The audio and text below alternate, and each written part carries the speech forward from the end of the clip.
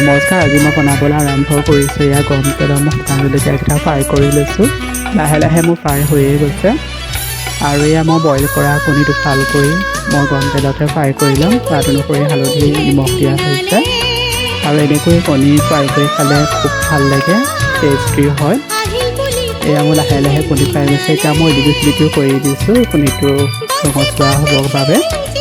এতিয়া মই বইল কৰা আলু পিটিকা, শুকান জলকীয়া ফ্ৰাই, পিঁয়াজ, নিমখ আৰু মই তেলো দিছোঁ। এতিয়া মই হাতে আলু পিটিকাখন সানি লৈছোঁ। এনেকৈ সানি খালে আলু পিটিকাখন খুব ভাল লাগে, খাবলৈ বহুত সোৱাদ হয়, বহুত টেষ্টি হয়।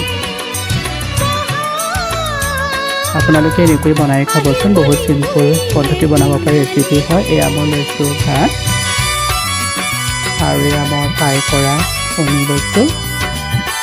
এয়া মই আলু পিটিকা লৈছোঁ, লগতে মই ভোট জলকীয়াও লৈছোঁ। এয়া ভাত, ভোট জলকীয়া, আলু পিটিকা, এয়া কণী ফ্ৰাই কৰা লৈছোঁ।